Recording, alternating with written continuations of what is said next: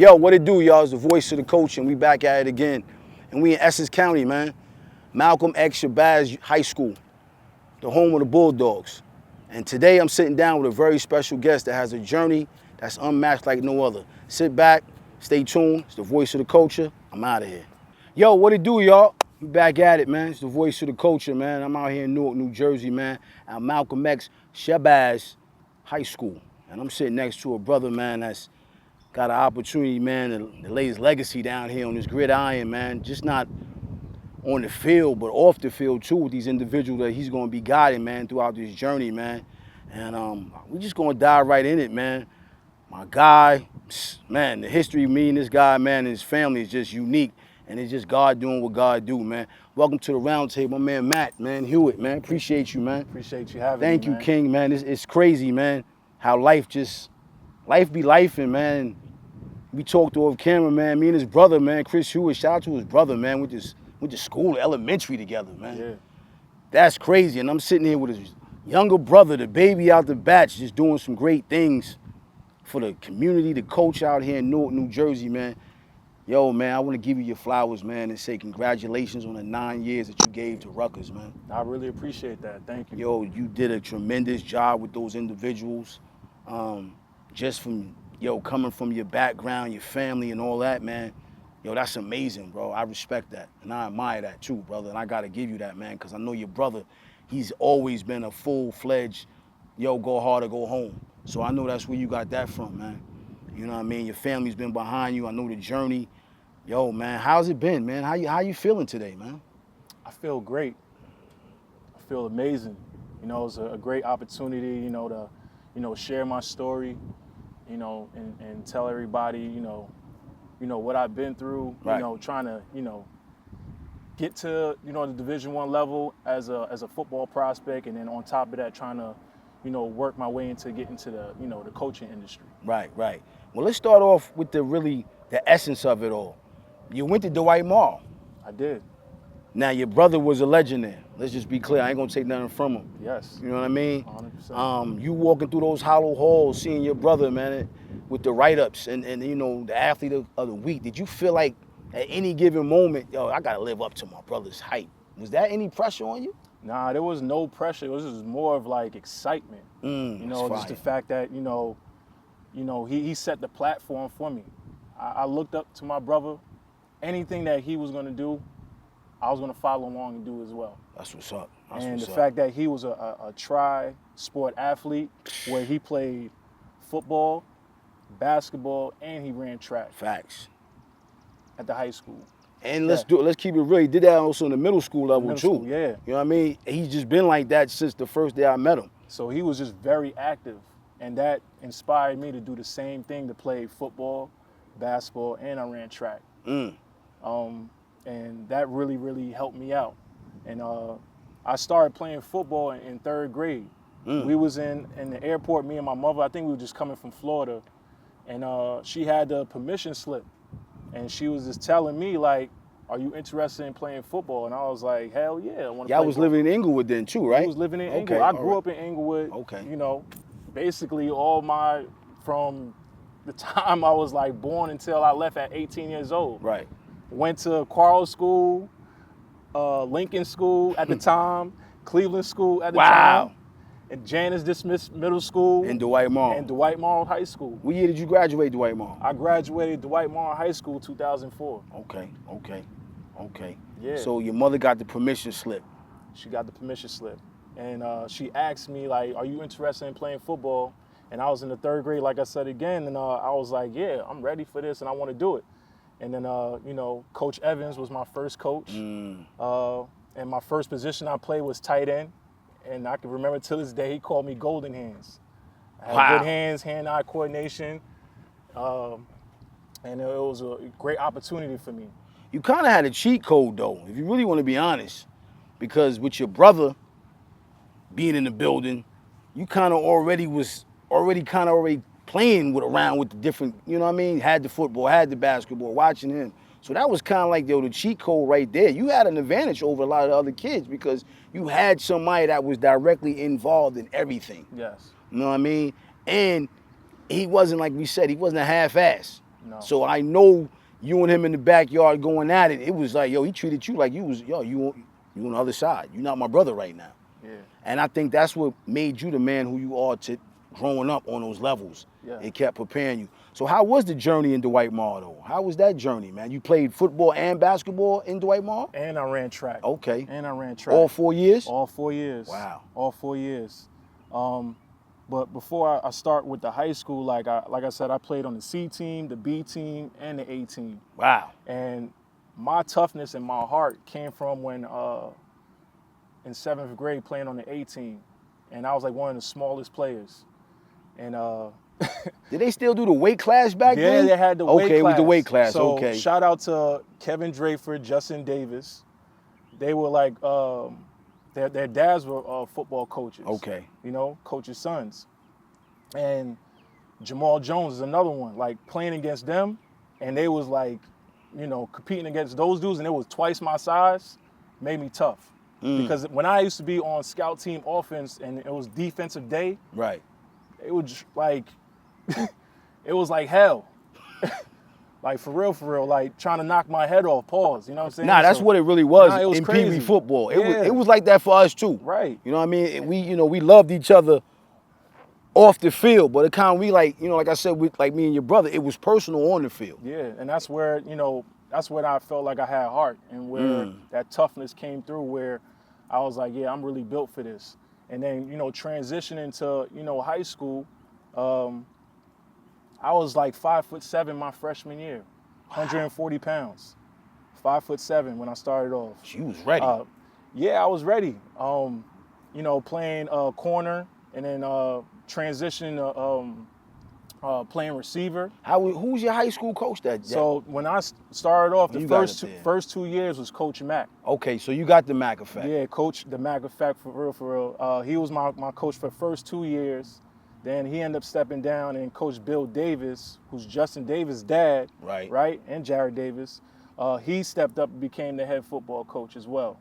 And then you had Coach Kevin Drayford. He was I believe he was the assistant head coach as well too. So they tagged along, became a good team together, coaching staff together, and helped develop me as well. And like I said again, like it was a good experience, but it was tough for me because, it was really hard, the fact that, we didn't really have like a winning season. Like we didn't win, like, like we never had an undefeated season. You know what I'm saying? I could remember just first year it was probably like 1-9, and second season 2-8, and we didn't win that many games, like, my high school career. Like, but y'all had talent though. We had the talent. We definitely had the talent. But really, what really like set me off, and I had that serious tunnel vision when I went to football camp at University of Maryland, going into my junior year. Okay. All right. So I tried out as a wide receiver, and it was like hundreds of receivers out there obviously competing at that position. And you know who was my receivers coach at that time at University of Maryland? Was James Franklin. He was the head football coach at Penn State. Wow. So I kind of stood out, and he was impressed with what I was doing. And on top of that, he pulled me to the side and said, "Hey, by the way, son, what's your grades like?" And I told him it's a C average. He was like, "Tuh," and just walked away from me. But from there, I was like, damn, I was like really Was that a lesson though? That was definitely a lesson, because I should have lied and said I got an A, average, or a B, just to continue on the recruiting process. But I didn't know any better. I was just telling the truth. Exactly. So it was, I should have, it is what it is. Yeah, you think about it now, but it's like the reality of it all. You just a kid just being honest. Exactly. So I was like, all right. So going into my junior year, I ended up playing quarterback. Shout out to Medee Williams, who was my offensive coordinator, who helped develop me as a quarterback.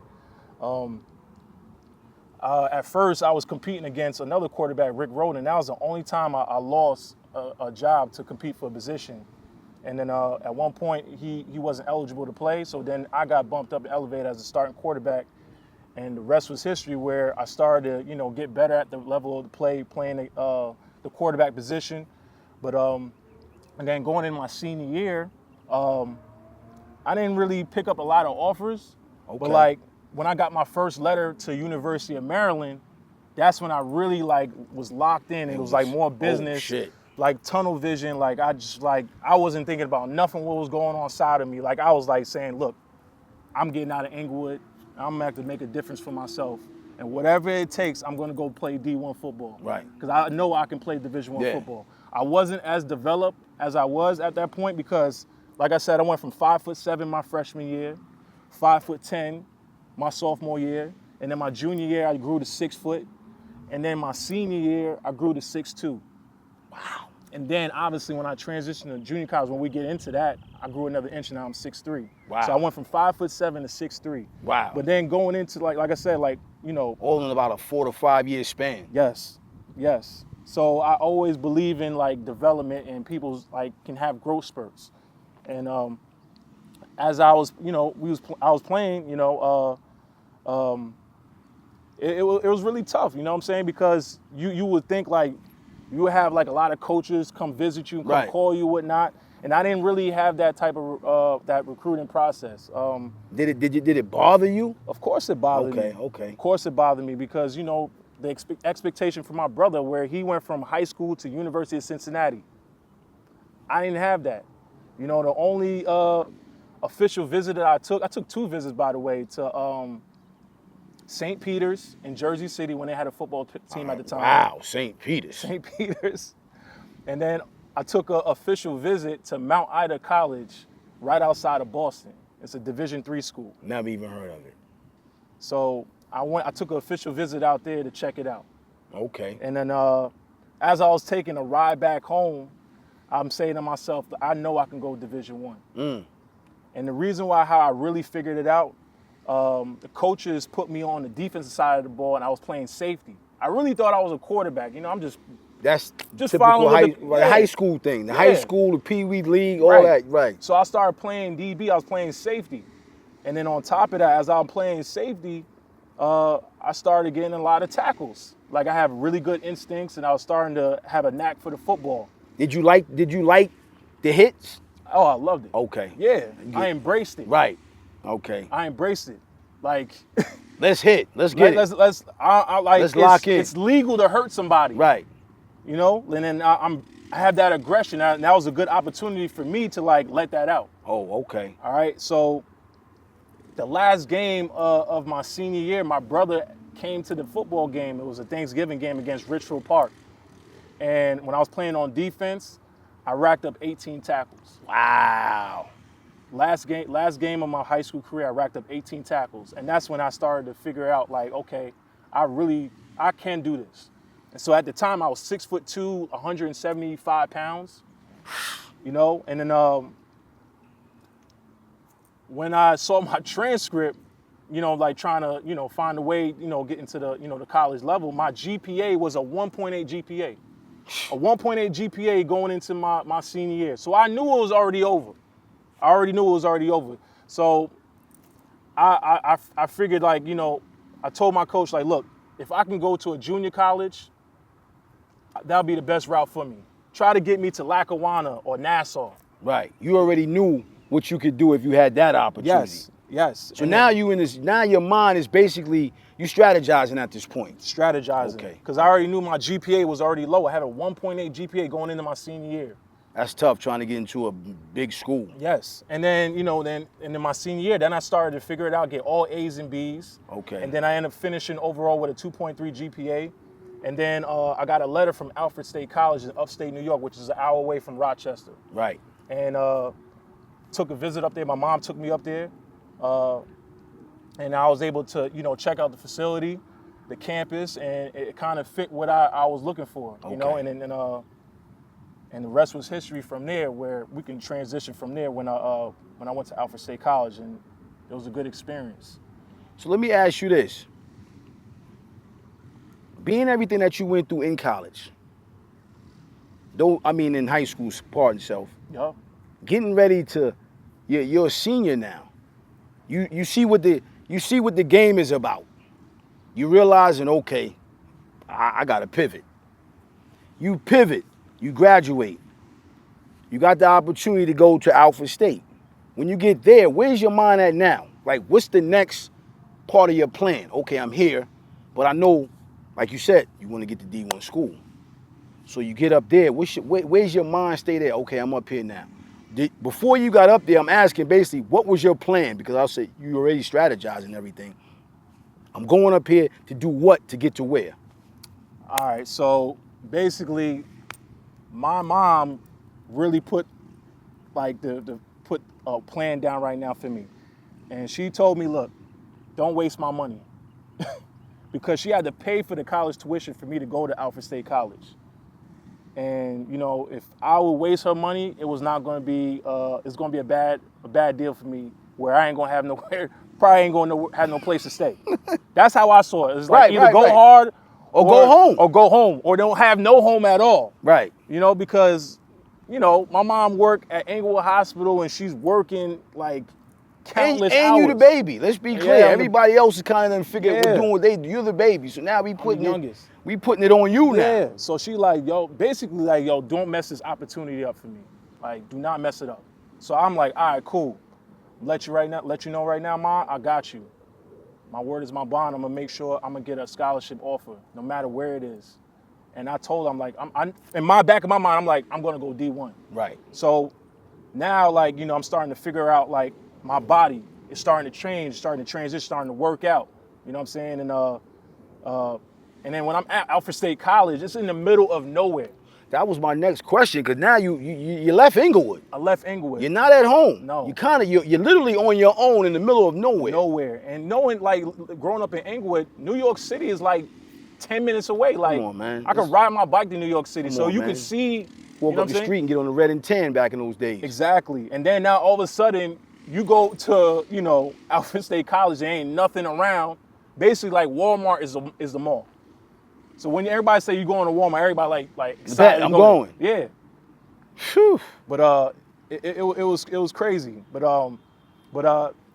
I told my coach, Coach Cable, I said, what do I need to do, you know what I'm saying, to go Division I? And he leveled out the game plan for me, exactly what I need to do. Wow, that's fine. And I lived up to the expectations. So how long did you stay there? 2 years. Okay. 2 straight years. What position did you play up there? I played strong safety and free safety. Now, how was that level of talent up there, playing against those guys? It was grown men. Okay. Because you had some guys that was like maybe in their 20s just trying to get their associate's degree, but at the same time playing college football. And here I am, an 18-year-old, scrawny, little skinny kid trying to keep up. In a man's world, too, yes. At that. And still learning how to figure out life on your own up there. Yeah. Because it's no rule book, it's no guidance, you know what I mean? Basically, it's on you. Set your time schedule, your habits, your eating, and all of that. So you stay up there for 2 years. How was the season up there with them? It was a solid season. I believe our first season we was like, I believe 4-6. And then the second season, I can't remember off the top of my head. I think we went 5-5, I believe. You played both. You started? I started. Okay. I was a starter. Okay. When I got there, it was like maybe 115 players on the team. Like coming from Dwight Morrow, we only had maybe 40 players on the team. Exactly. But then you go to this junior college at Alfred State, there's 115 players. I'm like, oh my God, I don't know if I'm gonna be able to start. Because there's already 5 players at my position. Exactly, that's already been solidified. Yeah, and then as he's calling up the starters, he called my name up to say, look, Matt Hewitt, you up. You're going to be the starting free safety. And I said, oh, okay, I bet. And then some guys were kind of looking at me like, yo, you going to pick him? Like, who is him? Like, why you pick him? All right, I'm going to show y'all. So when we had our scrimmages, they saw that I was a hard hitter and I was knocking people out left and right. And that's how I earned my respect on the football team from there. And my first season, I had 108 tackles. Sheesh. 108 tackles my first season. Sheesh. And then my second season, I had about 85 tackles in 8 games because I missed 2 games. So imagine if I didn't miss those 2 games. Exactly. I had 85 tackles in 8 games. That's a lot, and that means you're out there getting active. Yup. Now let me ask you this: would things have been a little different for you if you didn't play defense? What about if you were still on the offensive side of the ball? How you think that journey would have, just hypothetically speaking? Man, deep offensive wise, you got to find a way to get the ball in your hands. The reason why I asked you that, Yeah. because, not to cut you off, Yup. Naquan said the exact same thing. High school, he was quarterback. He's like, yo, I knew if I played defense, I can go further. Yeah. And it's funny that you're saying the same thing. 2 different eras, 2 different times, but same exact, like, it always seemed like the defense is the opportunity for a lot of y'all. Yeah. But growing up, it's like the offense is, you started out here, you know what I mean? You started out as a tight end, bro, in Pee Wee. Pee Wee football. When I played Pee Wee football, I was a lineman, and your brother was the running back. You know what I'm saying? And I'm like, yo, I ain't no lineman. You know what I mean? Like, Yeah. yo, who grows? Let's just be clear for everybody, all the youth watching this. We playing football. No one wants to be a tackle back then at that time. You want to be that star. You want to catch the ball. You want to throw the ball. Mm-hmm. And as time progressed, they moved me up to quarterback, so forth and so forth. So where did you get the scholarship to?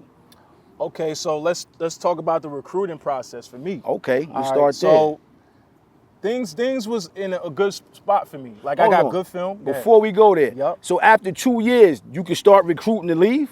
Yeah. Okay. So now I'm Okay. at the process now because I wasn't a high school qualifier. When you're a high school qualifier, you can probably just stay for a semester and, you know, transition and go to a 4-year institution. Okay. I was not a high school qualifier, so I had to stay 2 years at a junior college and get earn qualified. and earn my associate's degree. So once you earned that, you could have stayed another 2 years, correct? At Alfred State College? Yes. No, it was just Okay. a two-year school and Pardon then me. transfer on to another 4-year So let's talk institution. about the recruiting situation. Yeah, so the recruiting process, so I had really good film. I felt really good about the product that I put out there on the football field. And at the time, we had VHS tapes. So I'm creating highlights on the VHS tapes. And Was any coaches coming to any of the games for y'all? not that I know of that was Okay. coming to the games, honestly. Like, Okay. more likely, our head coach was getting phone calls. Okay. He was getting phone calls to,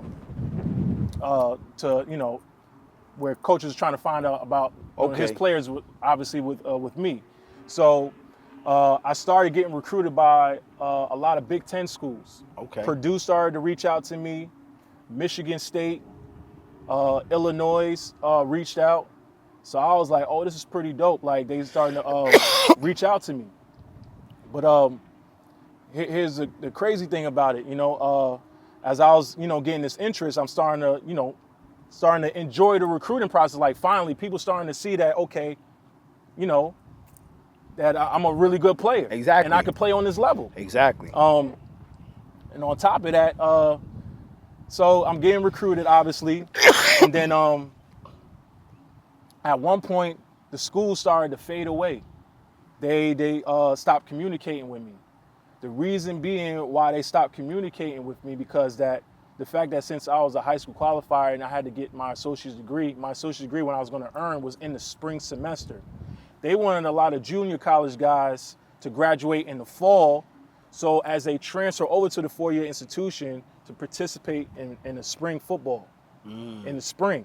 But I wasn't going to graduate until spring semester. Right. So you couldn't participate. No, I could not. So a lot of those schools started to fade away once they knew that my status, that I was not going to graduate in the fall, because I had to graduate in the spring. Yeah. You had to get right. So I was getting a little bit, you know, frustrated, and I was confused. I'm like, yo, why me? I did everything I was supposed to do. Everything.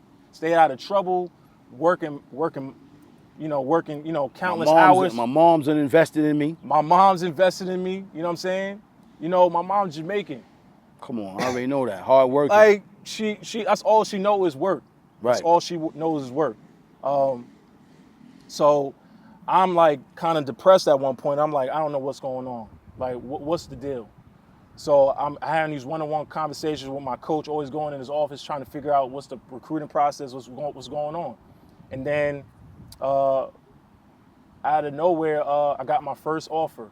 Was University of Youngstown State. Okay. They offered me, and then the next one I got an offer from University of Rhode Island.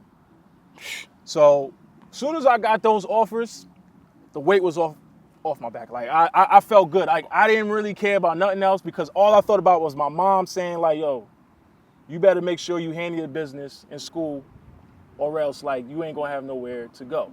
You know what I'm saying? That's the mentality of how I took it when Right. my mom was telling me.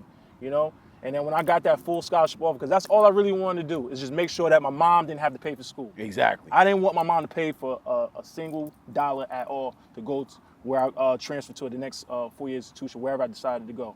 So I said, I got this offer. I'm good. I'm good. So now we start to set up like official visits where, you know, where you take a visit to a school for the weekend or whatnot. And I was able to, you know, set up a visit at University of Rhode Island. And before I took my visit, my college roommate, Smoke, he started laughing at me because the fact that we had college football, the video game. Right. And I would put my uniform like on Creative Player and see how I look in that uniform. And he started laughing at me like, yo, why are you trying to put yourself in that uniform, in a Rhode Island uniform? Like, he knew that I was better than, you know, where I should be playing at. He knew I could play at a higher level. Exactly. And he really believed in me. So shout out to my cousin Smoke. He felt like, nah, bro, like you bigger than that, you better than that. But I really did not care. You thinking about home. I'm thinking about home, and I was thinking about like my mom don't gotta pay for school. Right. So as I took the college visit up there, it was a good experience. You know, it was a great experience when I took that visit. So I'm locked in. I'm like, okay, it's 3 hours from the crib, Rhode Island. You know what I mean? Providence is like, you know, like maybe like a half hour, 40 minutes away outside. That's where they went. So it was like, I felt like it was a good situation for me. So I was like, all right, cool. So as I go back on campus at Did you go to Youngstown? No, did you check them out? So I was scheduled to go on an official visit the next week to Youngstown State. Okay. All right. So as I get home, I get back to the college dorms, my coach calls me and tells me that University of Arkansas is interested in me. I said, Arkansas? The Razorbacks. First of all, like me coming from Englewood, New Jersey, I did not know where Arkansas was located at. I'm like, yo, where is Arkansas? I didn't know where it was at. You're being honest though, but I did not know. That's a decent school. Exactly. That's an excellent school. Yes, I grew up watching the Big East. I grew up watching ACC football and a little bit of the Big Ten, but I didn't really watch too much in the SEC as much. So I didn't really know. You know, I'm from. Plus, you don't really hear too many people coming out of Arkansas. I didn't. They were more of a basketball school. I know. Okay. Yeah, it was a really good basketball. Great program. basketball school. But I started to learn more about Arkansas as when I started to pick up the interest, and the way that I was able to get interest from the school. My defensive coordinator at Alfred State, he used to listen to Rivals.com radio every single day, and he overheard Houston Nutt, who was the head coach at the time at Arkansas, that he was looking for a safety. So he was like, what, they looking for a safety? So he was able to send my film over to Arkansas. That's God. And for some reason, that's God. One of the coaches that was a GA, his job was like to look at all all the tapes or whatever. All the tapes. And he saw my film and he was blown away. He was like impressed with like what I did. So that's when he started calling me. And then from there, I'm still nervous at the back of my head because I'm like, I don't know if I'm gonna get this offer from Arkansas. Who knows? Like I was getting recruited by Purdue, Illinois, right, and Michigan State, and they turned me down. Am I going to get the same situation with Your Arkansas? mind is kind of like you a little bit, I don't want to get gassed up because I've been down this road already. Right. And on top of that, when I was in that situation, right, when I was trying to find a way to get recruited, Darnell Carter at one point, we was in the same recruiting class. I was 2004, but then I ended up becoming an 06 recruit. So he was a 2006 prospect. So he shout out to Darnell Carter. Shout out to him too. You know what I'm saying? Like Virginia. he had a Virginia, and he had hella offers everywhere. So I would call him and like, yo, you got any like coaches that I could reach out to? So he started sending me numbers, like the coach from Syracuse, Miami. And I took all the numbers from Darnell and I started reaching out myself to try to get recruited when I was in the situation when I didn't have no offers at the time. You know what I'm saying? Though. That's dope. He threw you that. Yeah, that so he threw me the rap. alley-oop. So I appreciate Darnell for that one. But going back to it though, like, with Arkansas, they were talking like, saying they expressed an interest, and then all of a sudden, like they said they want to set up an official visit with me. I said, oh, really? And this was a week before National Signing Day. What year is this? 2006. Okay. 2006. 2006. You still got Rhode Island in the cut. Still got Rhode Island. And I'm like, all right, we'll see what happens with this visit. So I took the visit to University of Arkansas and I was blown away. Your mom went with you? Nah, I went by myself. They flew you up? Flew me out there. Saw the football facilities. I saw the stadium. I said, oh man, this is where it's at. I said, all right. I said, say less. So when I had to sit down with Coach Houston Nutt, he was just basically like, man, you coming here or what? Back in my, I'm like, yeah, I'm in. I'm all in. Let's go. Sign me up. I'm ready. I'm committing right now. He said, all right, cool. From there, the rest was history. Wow. The rest was history. And then I ended up signing to University of Arkansas. Wow. You did 4 years. Just 2 years. Did 2 years there. Did you start? Yes, I did. At first. So I signed. I finally, I was happy, whatever, celebrated. And then when I, arrived on campus, because I got recruited to be a safety. Okay. All right, so now I got my weight up because I was working out, putting a lot of work in the weight room in junior college at Alva State, on top of doing push-ups with a deck of cards with my teammates. So I'm feeling good. I feel right. So I'm like 6'3", 205, but I can still fill out. I got the frame. So as I get down there. Pause that for a minute. I want to ask you something. Now, you coming from that small school to going to Arkansas, how was the level of talent once you got on that field, looking at the men compared to the men you just left? It went from here to here. It just elevated to a whole nother level.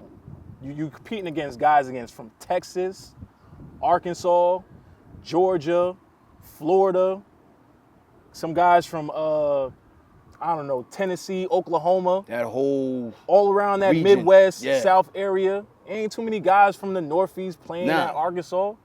And they already been there too. You just now coming in off something low, a light situation. Exactly. So I arrive on campus. Where was your mind at when you arrived on campus?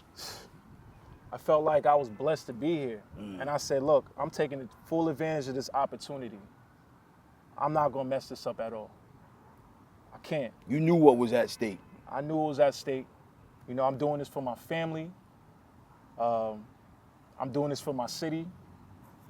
Because, I'm from Englewood. Ain't too many brothers go to Arkansas University from Englewood, New Jersey. No. Nobody that I know has reached that level. But you, as I'm sitting next to you. So salute to that. Yep. Within that right there is an accomplishment within itself coming out of Dwight Moore High School. Yeah. Because a lot of brothers would have gave up if they didn't get that first, you know what I mean? But your family and that support. So now we there, your mind is okay, I'm here. Let me ask you this. Is your mind, are you trying to get to the league? Hell yeah, I'm trying to go to the league. I mean, I don't know. Yeah. I don't know the story. I got to ask, King. You're right. Hell yeah, I'm trying to go to the league. That's like the ultimate dream of mine. Okay, so now you, two years. I witnessed it with my brother. My brother played for the New Orleans Saints. Exactly. That's what I'm trying to say. And then when he gave me his authentic jersey with his last name on it, and I was able to walk around and wear it to school, I said, yeah, this is where I need to be. I got to get here. I have to. That's fire. I have to get here. Salute to y'all. So salute to that, bro. So salute to that. So right now, I'm already locked in. Whatever the coaches tell me to do, I'm doing it. Whatever. Let's get it. I love this sport. I love the game. I love the grind. And your brother's playing in the league at this time, correct? No. He at that time he retired. He was coaching. Okay, he's coaching. He's coaching at Rutgers at the time. Okay, now he's coaching at Rutgers. So personally, he's coaching at Rutgers. You in Arkansas. So I know y'all constantly on the phone going back and forth once y'all get up there. Every time. What is he really telling you at this point? Just basically just just stay positive and give it all you got. Use that work ethic that you have. You know what I'm saying? What you start something, you better finish it. Okay. Basically. And I appreciate him for that, And anytime I have to ask him something, I always call him first. My father wasn't really around at the time, growing up. So it was really my brother. He was like the man of the house, who I looked up to. Right. So anytime I had to, ask any advice, I would always call my brother. And what's the dope part? You're not using your brother as a stepping stone. You striving to build your own legacy. Yes. When you got there, it wasn't I'm Chris Hewitt's brother. I wasn't up there, but I really don't take that. I don't take that you was. I take that you. You know, I'm Matt Hewitt. That's exactly what I was trying to do. Build my own legacy. Build my own name. Right. You know, I give him credit for what he did Of setting the course. platform, but now it's Time for me to step up on the platform. Yeah, now it's my turn. Yeah. My time to shine. So are you like I said, you starting when you get up there? Yup. Okay. So I get there on campus, and you know I got recruited there to play safety. So I'm competing, doing everything I can, killing it in camp, and I felt like I'm going to start against USC, the Trojans, game opener on ESPN. Woo! Because I'm like, we on national television. I got to find a way to play. I got to put on for the city. Because I always wanted to play on national television. I never played in front of a big crowd. I'm used to playing in front of like maybe 50, 100 people. Yeah. Now I'm playing in front of like 78 to like 100,000 people a week. Besides millions of viewers. And millions of viewers on top of that. So I'm like finding any type of way where what can I do to be the starter, game opener? And I wasn't. I ended up becoming the backup. Mike Grant was the starter over me. You know, it's cool. And so I'm playing the backup role as a safety, still learning, trying to, you know, do the best I can. And I'm playing on special teams. And, you know, week after week will go by, and then one of our starting linebackers goes down, okay? He's an outside linebacker, Freddie Fairchild. He ended up tearing his ACL. So at the time, you know, I'm playing safety. Like I said, I'm 6'3", I'm 208 pounds, and I'm very physical. Right. I like playing in the box. I love the hit. So now they saying, like, you know what? Reggie Herring at the time, who was our defensive coordinator, he felt like, okay, let's put Matt Hewitt at linebacker. I feel like he can help us, you know, beat Alabama. Alabama was like my first start at the college Nick level on Saban. CBS. God damn, kid. Nick Saban. Whew. That's amazing, bro. That's amazing, bro. Yo, how was that night before that, though? The night before that game. So the night before the game, I was excited. I was in my playbook studying, asking questions. Are you sleepless? Was it a sleepless night? It might have been sleepless nights. I was just so ready. Right. I was so ready. You knew. Like I was like, this is my time. This is my opportunity. I'm not gonna blow this opportunity. You know what I'm saying? And you know, sometimes once you get that opportunity, you blow it. You mess up the opportunity. Sometimes you might not get it back. Sure. You know who said that? Tom Brady. I watched one of his stories. He said, I forgot who was the quarterback at the Patriots that year. He said, you better not get hurt because you'll never get back on the field. Yes. So I said, all right, cool. So I'm like excited, like on national television on CBS. Prime time. Was y'all ranked? Was y'all ranked that year? No, we was not ranked that year. Okay. We was not ranked at that time. No, we was not ranked. We was building something special though. Okay. So I'm doing my pregame warm-up, and I can see in my peripheral vision that the coaches, the Alabama coaches, is looking at me, scouting me. And I can see them like chuckling and laughing because I wasn't as big. Like I do a linebacker where you like 240, 235. I'm like 208 pounds playing linebacker, my first start. You think they knew that? They knew that I was a DB. I was a Okay. defensive back, and they just put me at linebacker. So Okay. nobody didn't really know what I was going to be able to do. Okay. But Reggie Herring and Houston Nutt, they knew. Okay. So I was like, all right, cool. I appreciate this opportunity. I'm telling you right now, look, I'm not going to mess this up for you. I promise you. And then when I saw them like laughing, like chuckling, laughing, I said, oh, all right, bet. My first game opener had 9 tackles against Alabama, and we won that game. What was Alabama ranked that season? I can't remember. I Okay. couldn't remember at the time that it was even ranked. I couldn't remember. That door opened and you went through it. Yep. You went fucking through it, man. And then, you know, then I'm one game after another. Like now I'm starting to figure out the game playing linebacker, you know? And it was a great experience for me playing the linebacker. So I was like, okay, if this is the position I'm going to be playing, I'm going to embrace this role and play linebacker. Okay. Start eating meals, like overnight snacks or whatnot, trying to find a way to gain weight, you know? And at the end of the season, I was able to finish with 63 tackles. I finished off with 63 tackles. Wow. So, all right. So now, at the end of the season, okay. So now we working out whatever off-season workouts. The season's over. Y'all didn't go to a bowl game that year? Yeah, we went to a bowl game. Okay. We played against Wisconsin in the Capital One Bowl. Okay. Yup. How was that experience for you? It was a great experience. On top of that, let me go back. Okay. College game day came to our campus. College game day. And we was able to play against Tennessee. Tennessee was on game day, and that's when that's when I knew I had to put on for this. I had to put on like college game day on campus on I love ESPN. I said I gotta show out. That's when I started putting 201 on my eye black to show everybody where I was from. Wow. Wow. You knew what the stages were. Yep. And you were ready for them. Yeah. Mentally, spiritually, and physically. Yep. Now, hold on. When we was playing Tennessee, right? We started the Wildcat. That's where it started from us at Arkansas, 2006. Shout out to Gus Malzahn and Coach Nutt creating that package. Coach Malzahn implemented the Wildcat. wow. With Darren McFadden. Right. He was my teammate. Oh, wow. And Felix Jones. Shit. Wow, champ. You played with some talent, champ. And Peyton Hillis. Some fucking raw talent. Three-headed monsters. With that fucking offense y'all had too. Yeah. And we was rolling. What made them not to get away, but what made them get into the Wildcat though? Knowing Coach Gus Malzahn, he very creative. Okay. Very, very creative.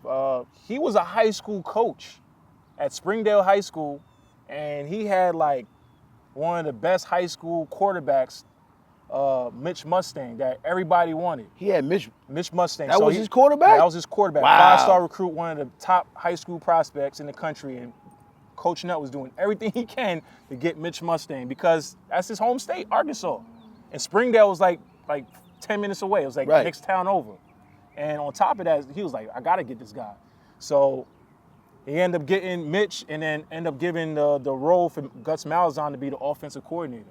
So basically I did it to fit him. Yeah, to fit his style. And he was very creative, doing spread offenses. He was crazy too. So playing against a primetime game, college game day against Tennessee, it's like a chess match. You don't want the defense to figure you out. Right. So that's when we created that Wildcat, and they could not stop us.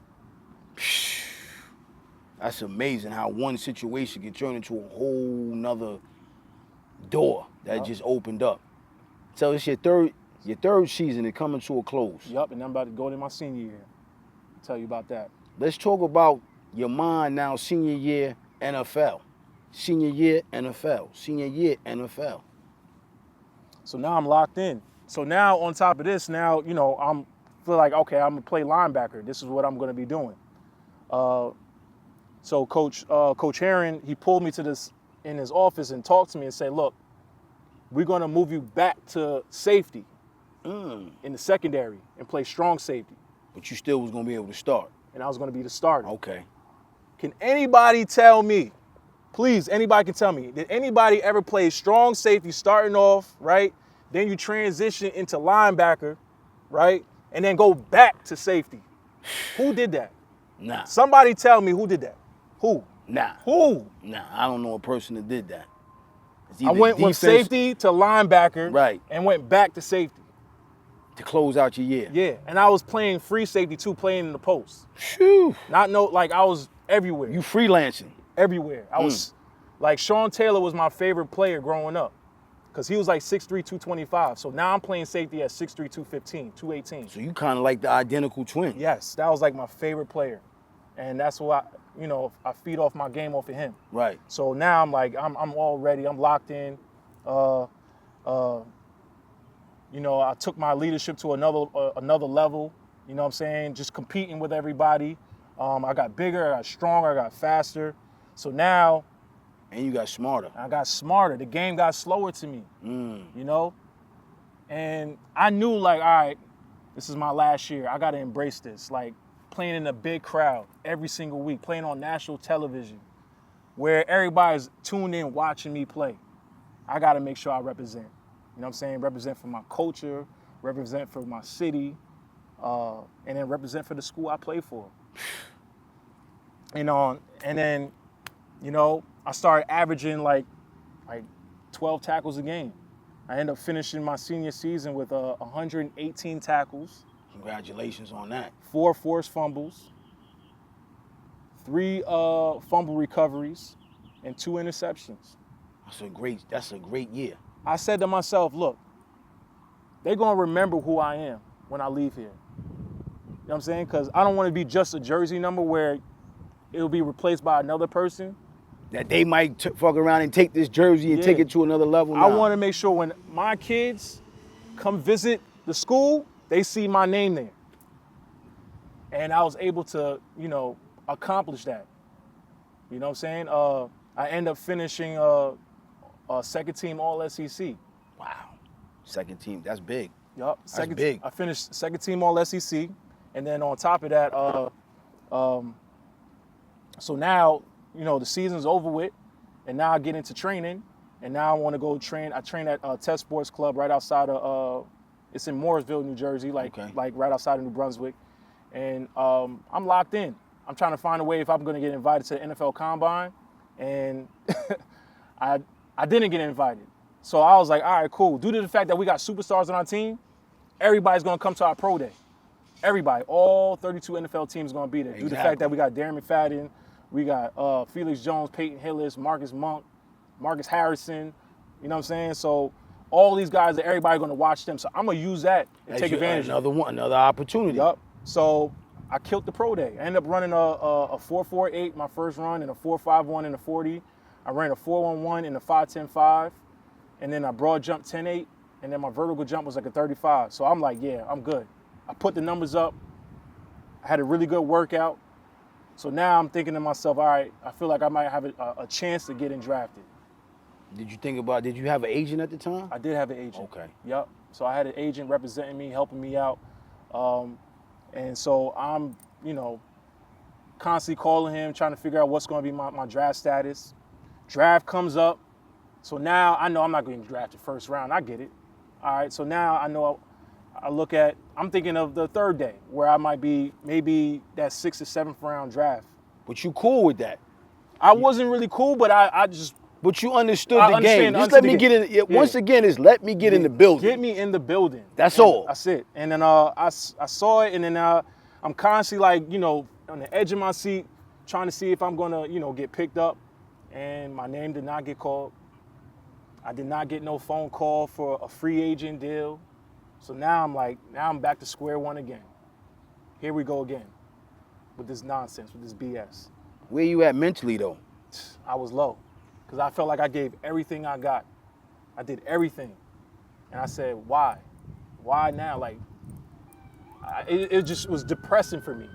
I was at a low level, honestly. Yo, it's crazy how every individual that I kind of chat with that played sports, they kind of get to that point. Hearing my son talk about it, and Nay's kind of to himself, so he kept that to himself. Then I talked to Park about it. It's like that feeling of just like, why? Like, what more do I gotta do? Does that drive for you? Did it drive you, or did it push you away a little bit? It drove me somebody give me this opportunity, I'm gonna take full advantage of it and prove look, I belong here. But at the same time, it kind of pulled me away a little bit, you know what I'm saying? Where I was like, damn, here we go again. What more I got to give to this shit? Exactly. Okay. Exactly. So, days go by after the NFL draft. My agent ended up calling me. So I'm in Virginia just hanging out with my friends. You know what I'm saying? He called me and said, look, the Buffalo Bills want to give you a workout. So you're going to get invited to rookie minicamp. So it's just a tryout for 3 days. It's not like I'm not signed or whatever as a free agent where I can compete in training camp. So I was like, oh, for real? All right, cool. So, we celebrated, with my friends, and then I was able to, go back, driving back. But as I was driving back, had like some type of stomach virus. Like I was throwing up constantly. I don't know, it was something that I ate. You know what I'm saying? And then, but I tried not to let that bother me. I kept on drinking Pepto-Bismol or whatever, and it was killing me. So when I was able to fly out to Buffalo, to the Bills facility, the first person to welcome all the rookies, the first person, like the player, as soon as we opened the door, was Marshawn Lynch. Marshawn Lynch was the first person at the door welcoming all the rookies. He played for Buffalo at the time? He played for the Buffalo Bills, Marshawn Lynch. Wow, I didn't know that. And he was showing love, like, oh, what's up, my name Marshawn. Marshawn, like, showing everybody love. That was the first person at the door. And as I was competing, I couldn't really do everything I was supposed to because of my stomach virus. It was messing me up, so I only did like one practice, and they couldn't let me participate for the rest of the rookie minicamp. But I had a really good workout, and the coach was loving me. He was impressed, like my size, how I moved and everything. So I really felt like I was on pace to sign like a contract and participate in training camp. But it didn't work out. It didn't work out. And then from there, I got sent home, obviously, and I felt like I was in a black hole for like months, almost close to a year. Like I didn't want to talk to nobody. You walk around the city, yo, Matt, what's good with the football shit? Yo, Matt, what's up? You still playing ball? Yo, that's the shit I asked Nate. It's like that becomes... Now you try to hide yourself and you don't really want to talk to nobody. It's like your superpowers was taken away from you. That's crazy. All y'all say the same thing. You get back home, it's like it comes like the flat tires, like... Went down. Slow leak, too. That's what I heard from a few people. Like it's a slow leak because a few people see you. This person see you. Now it's, yo, it's like you said, I don't even want to be seen. Nope. I don't want to be seen. I don't feel like affiliated with nobody. I don't want to talk to nobody. So now you gather yourself, though. Yup. Pick myself back up. That's a true Hewitt. Yup. You gather yourself. What do you tell yourself? Yo, what's the next move? The next move is now just get a job. Just get a job and just get some money in my pocket. So I started working at security at Englewood Hospital. Did that for a couple months. And then I transitioned to, let me get back to the NFL stuff. Right. Because before I was living in a black hole, right? I end up doing, I got a CFL call. I forgot to bring that up. I got a call from the CFL. So I was able to go to the Toronto Argos, and I was able to play in their, for their football team. And it was a pretty good experience, but then they ended up releasing me. And then from Toronto, I ended up playing in arena football. Indoor football league, I played in Omaha for the Omaha Beef. Same thing they did. So when I was doing that, like some of my teammates was working in a group home as a side job. Because, you know, when you play in arena football, you don't really make as much money. You don't make no money, it's survival. Yo, you basically making pennies. And some guys might make maybe $1,000 a game, and you got some guys that just get the bare minimum making $250. And that's where I was at. I was making $250 a game, putting my life on the line. So I did that for about 3 years. Knowing you can get released any week. Any week. And it was a good experience. So as I go back home, right, you know, now it's just like, it's depressing for me. Now I'm not playing football anymore. Now I go back to like living in a black hole, right?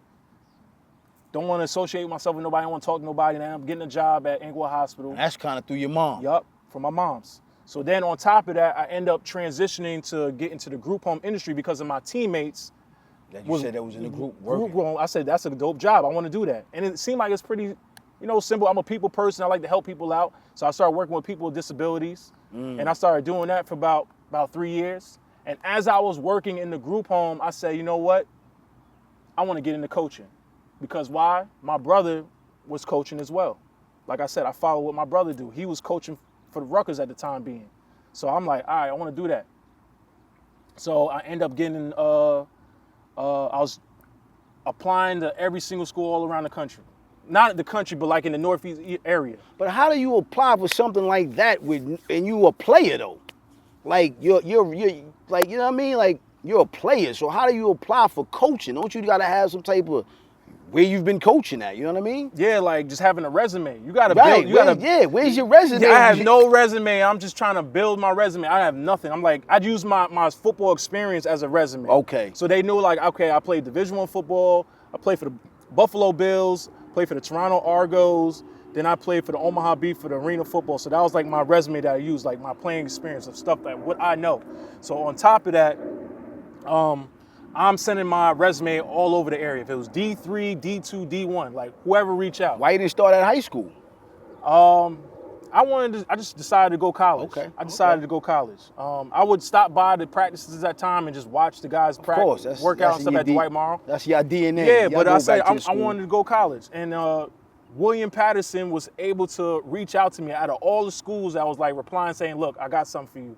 Jerry Flora, shout out to you, coach. And I did an interview with him and he ended up giving me my first job in college where I became the safeties coach. And the defensive coordinator at the time was Sean Williams. Now he's the head coach at William Patterson. Shout out to Coach Williams. He gave me that opportunity where I worked 2014, I became the safeties coach. And that was my first college job where I got started. Wow. Yup. You just really followed your brother's legacy. Like, so we at Willie P now. I know it's not the end all be all. Nope. That's just the starting point. It's a starting point. So you get involved with them. You have your run there. Where's your mind at now? Okay, I want more. I want more. So now I'm saying to myself, I want to coach at a Division I level. I want to go D1. Back to I want to go D1. Yeah, back to it as a coach now. Right. All right. So I'm applying, sending resumes online. And you got a resume now. Yeah, now I'm just sending resumes. I look on people's bios and see their email, and I'll just send resume out. It's really just that easy. It's like slinging a frisbee. Yeah. You're just slinging it. So I'm sending it to everybody. At the time, nobody did not respond to me. And it's funny, like I sent it to all the Ivy League schools too as well. I'm trying to find an opportunity. So during that time, I ended up stepping down from William Patterson, and I took a job at Bergen Catholic High School. Okay. And I ended up working with Coach Nunzio Capinelli, who was the head coach at the time. And I ended up being the tight ends coach just for a couple of months. And why a couple of months? Because I ended up getting a phone call from Dartmouth College, from Don Dobes, who was the D coordinator at Dartmouth College. And he gave me my opportunity to go coach at a Division I school. So shout out to you, Coach Dobes. I appreciate you. Shout out to Dartmouth too, man. Yep. That was a blessing. Ivy League. See? So we had Dartmouth. Yup. How was that? It's a beautiful. Compared to William Patterson. No disrespect to no William disrespect. Patterson, but it's like levels. Yeah. It was a different level. You got really good quality players. On top of they got high character. Right. So it ain't really nothing gonna go down like any bad situation, whatever, on campus. You know what I'm saying? As far as what I know of, you know what I mean? And it was a great opportunity for me.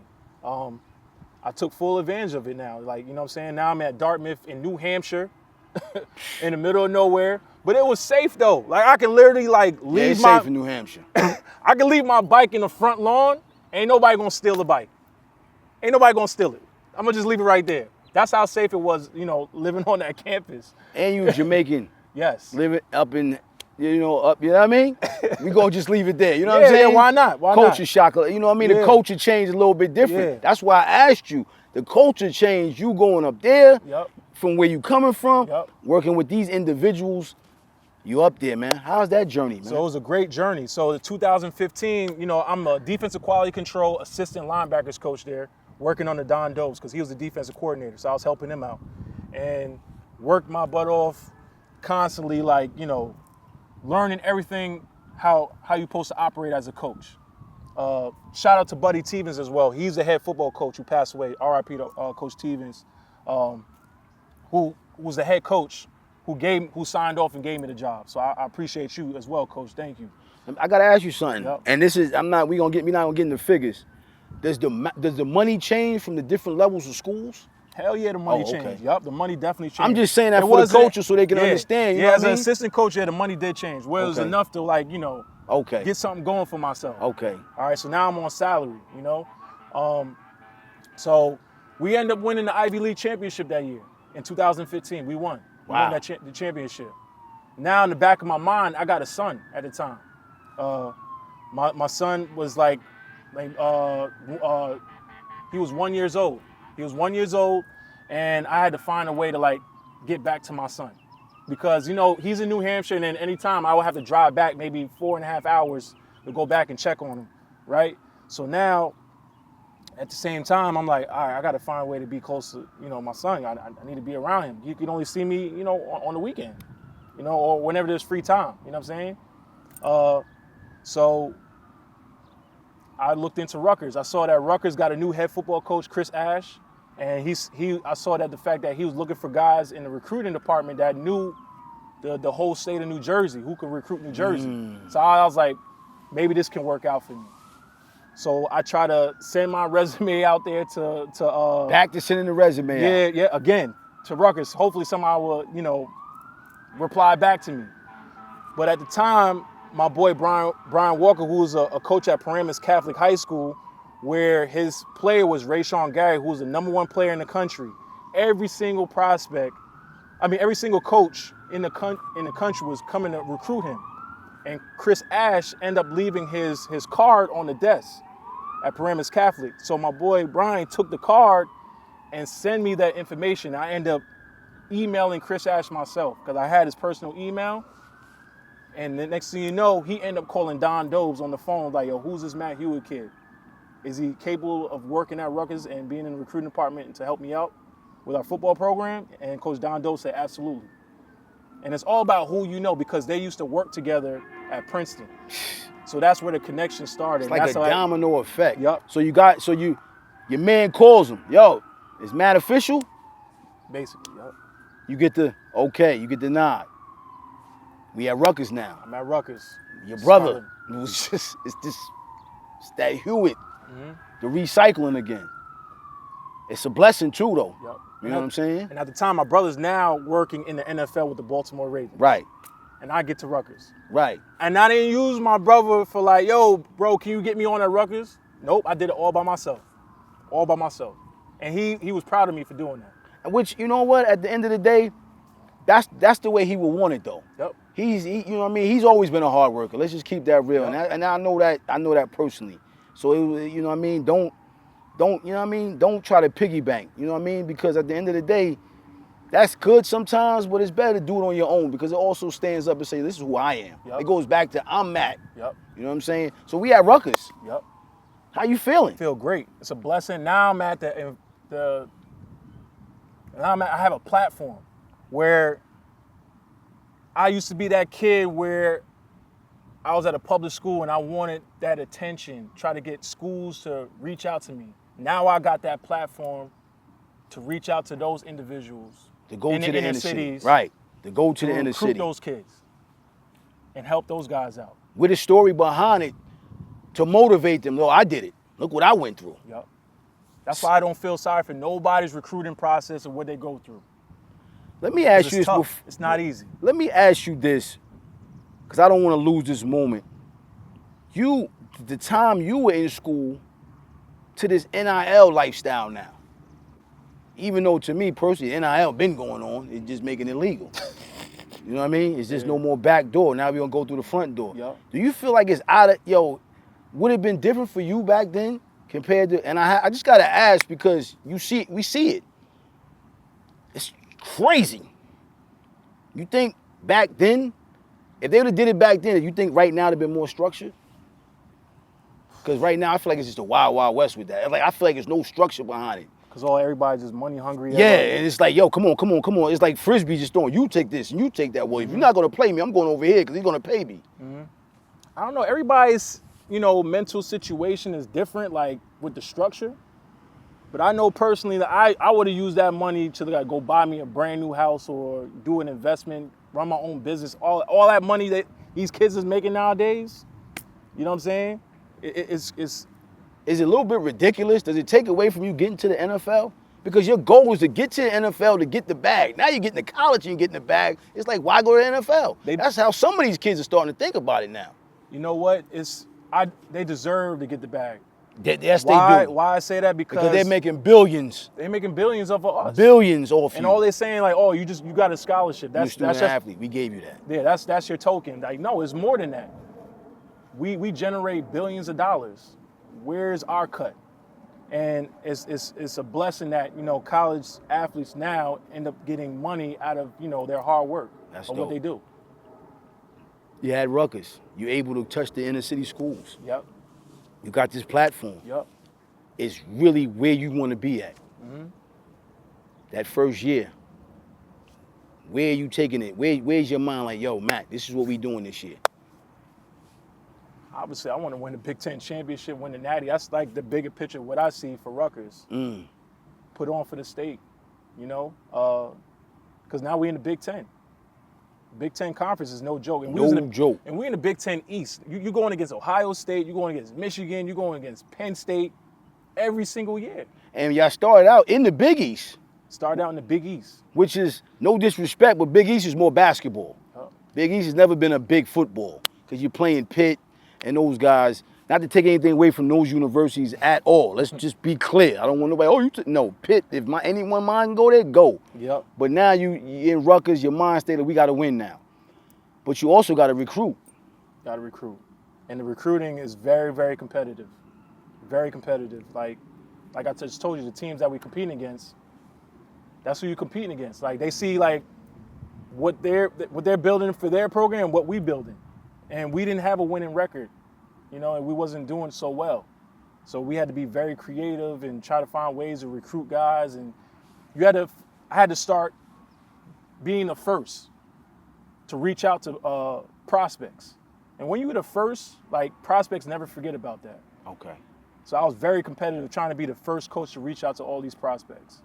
And it's kind of like, honestly, bro, it kind of fits you perfectly because you were that kid that needed to get reached out to.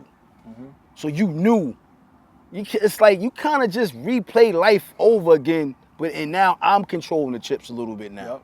Where I can give the kid an opportunity. Yep. So I know you was very passionate about that because you wanted that opportunity. Yep. You're reaching out to these kids, but Rutgers is not winning. How do you compete with Ohio State and they winning national chips and all the glitz and the glamour? What's your first? You're going to a kid's living room. What's this conversation like? Trying to get him to come to Rutgers. The whole idea is basically you're going to be the man of the football program, and you're going to be the one to change our football program around because it takes one prospect to say I'm in, and then everybody else comes in. It does. That's really the whole conversation. I can't even hold you. I'm not even going to bullshit you. You're going to be the man. And some kids would believe in it, and some kids like, nah, I'm good. Yeah? Yeah. And you can tell when the kids are not in it. Yeah. You sitting there selling this, but it's like he's not, in your mind, like he's not fucking with us. Nah, you're not. But then you had some kids that was built and decided, to jump on and, try to build something special. Yo, you had a 9-year run. 9 years. Almost a decade Yep. at the University of Rutgers. Yep. Congratulations on that 9-year journey. Appreciate you. Because I feel like, I ain't gonna say I feel like that's your longest run. Yeah. At one location. Yep. Those 9 years, what are the 3 most important things you learned in those 9 years for Matt Hewitt? Structure, accountability, and work ethic.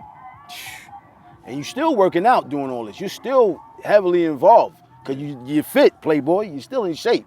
I try to keep up with the players to make myself young, keep myself young. Right, Yeah. because you see a lot of brothers fall to the wayside and get a little sloppy, you know what I mean? I've seen it, like, damn, what happened? Yeah. You know what I mean? Okay, I get it.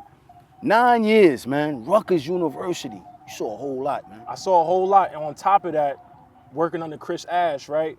Worked in the recruiting department. I proved myself to him, so he gave me a job to work as an assistant running back coach. And then once I figured that he was about to get fired, I'm like, oh man, this is gonna be crazy. I decided to go back into the recruiting department just to keep that job because it's a safe job for me. And that's when Coach Greg Schiano came on, you know what I'm saying? And he kept me on the staff. And then I was able to prove myself to him again when I was doing the recruiting. And then he ended up giving me a job to work as a safeties coach, right? And then I transitioned from a safeties coach to an assistant tight ends coach. I was assistants as a running backs, and assistants for a safeties coach and assistant tight ends coach. Now, when my run at Rutgers. With all that, Yep. when you get to these different names, assistant running back, safety, does the money change again because now you're doing the safety, or it kind of just all kind of stays the same? You just getting pushed over to another, you know what I mean? It slowly but surely kind of okay, all right. builds and this up. is for the culture to understand slowly certain things. but surely it builds up. Right, okay. Now I'm living a better, comfortable lifestyle. I get nice gear, nice Yeah, meals. yeah. Life is a little. Life is take care of my family. Everything. the way you want to do things. Yep.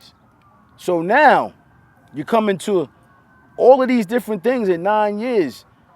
The 3 major factors that made Matt in those 9 years is coming to a close. Where's your mind?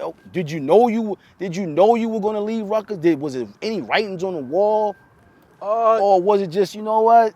What was it then that made you? You know what I mean? What happened? If you don't mind me asking, you don't have to tell us. Absolutely. I just felt like it was time to grow. Like I wanted to run my own room as a college coach, and every college coach in the industry knows what I mean. Like running your own room. Because I was an assistant for the past like 3 years, you know, and I did 1 year as a safeties coach, like I said, and I did 2 years as assistant tight ends coach. And after I did those 2 years as assistant tight ends coach, learning the run game and the passing game, shout out to Coach Kurt Soraka, I appreciate you. I started to learn a lot about the offense, and he really helped me out. Okay. And that's when I was like, I feel confident about this. And at the time, there was no openings, you know, for a full-time coaching position at Rutgers. And then, you know, from there, I told Coach I want to look elsewhere, just to let him know that. And he understood that because he knew that I want to grow in this industry. And I try to reach out to schools again, online. Again. Again. The Frisbee. And then Northern Illinois gave me an opportunity for a job interview. Coach Hammock, appreciate you. And I thought I was going to get the job, but I didn't get the job. So then I'm like, dang, what's next for me, you know? And now I'm at the point like, I don't care. I just want to go somewhere where I can just run my own situation. And then here we come, we're here. We here.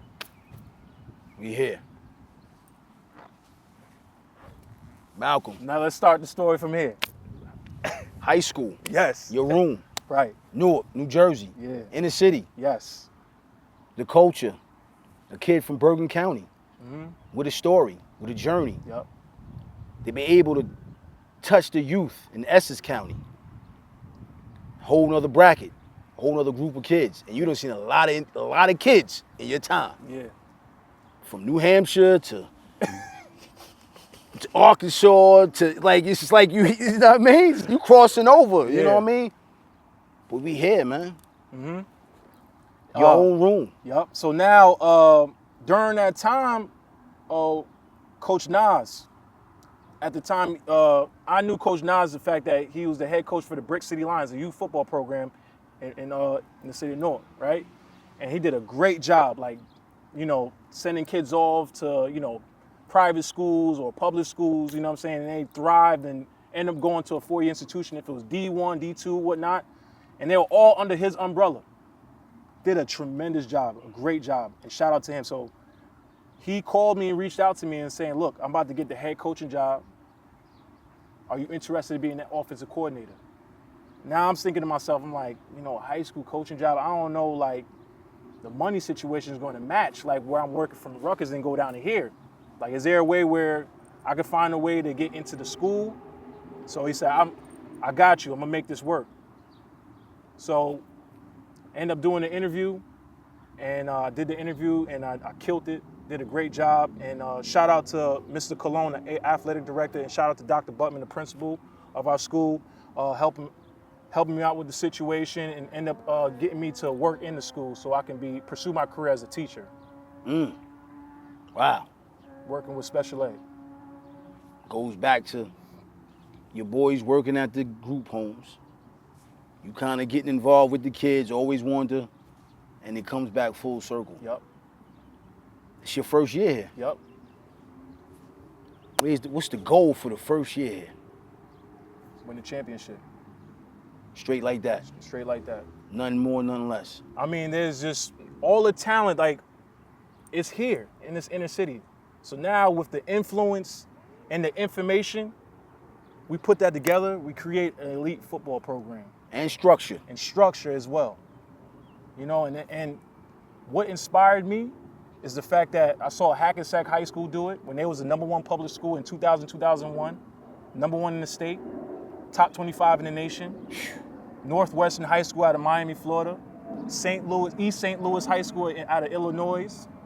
You know, Duncanville High School in Texas. those public schools inspired me to say, and also Irvington High School, my cousin Smoke, what he did inspired me to like say, you know what?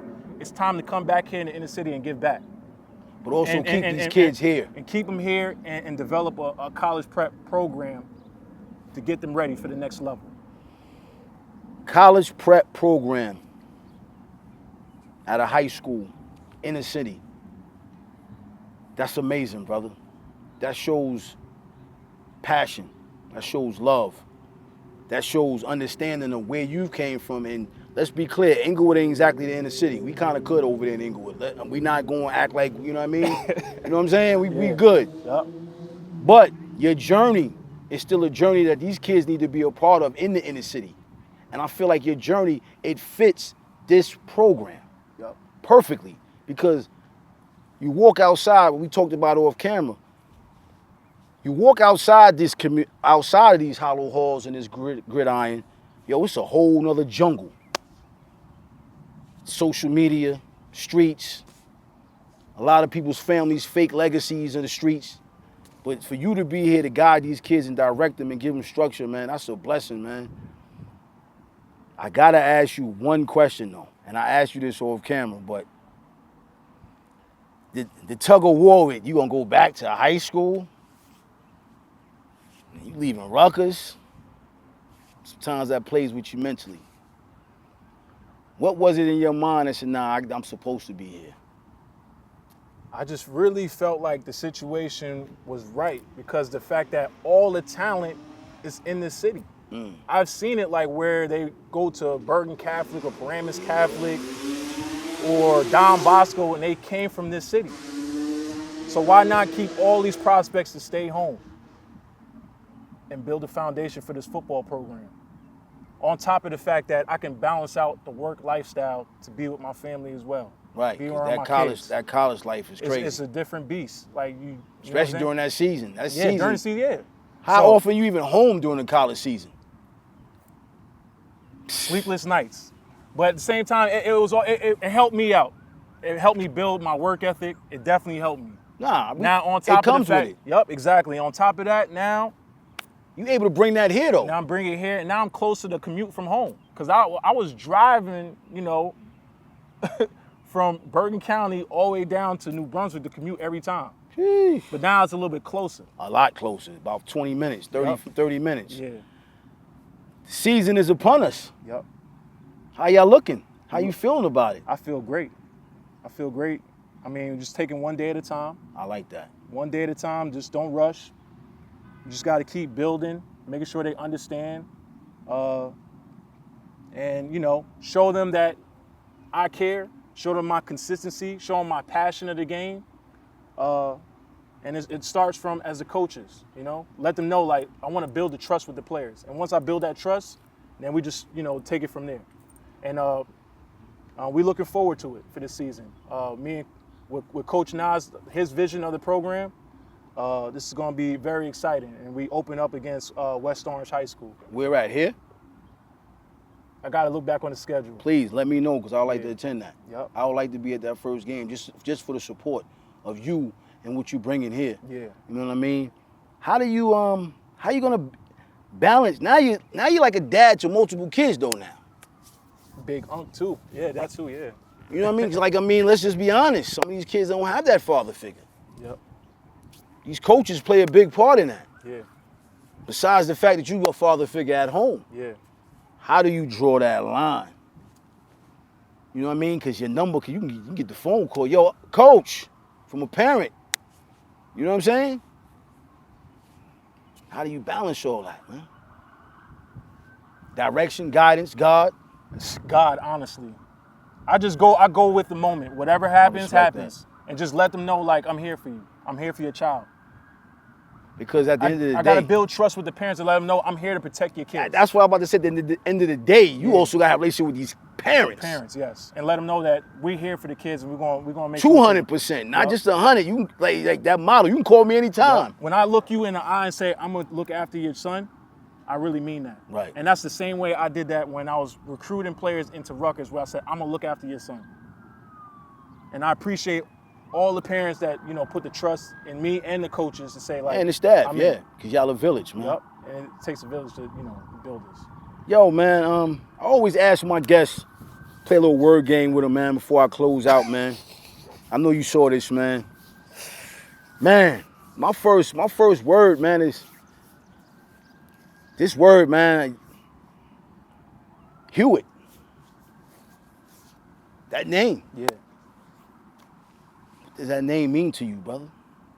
Shit. Hewitt started from being Jamaican. My mom coming from Kingston. My dad from St. Elizabeth. He was born in Westmoreland. It starts from there, that foundation, and from Jamaica,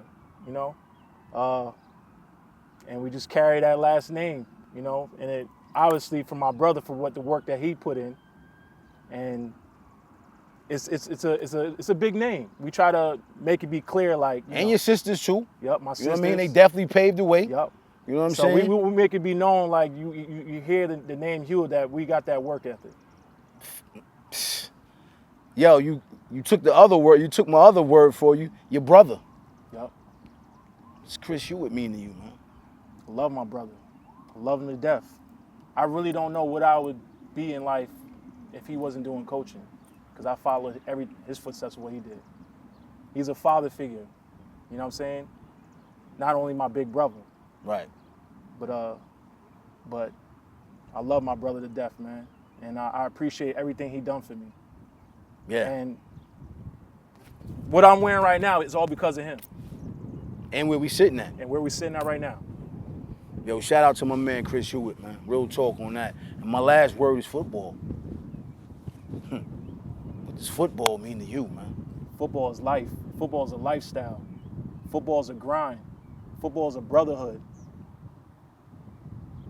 Football just help you persevere through the good times from the bad times. Like when things is tough, like it just helps you build that mental and physical toughness.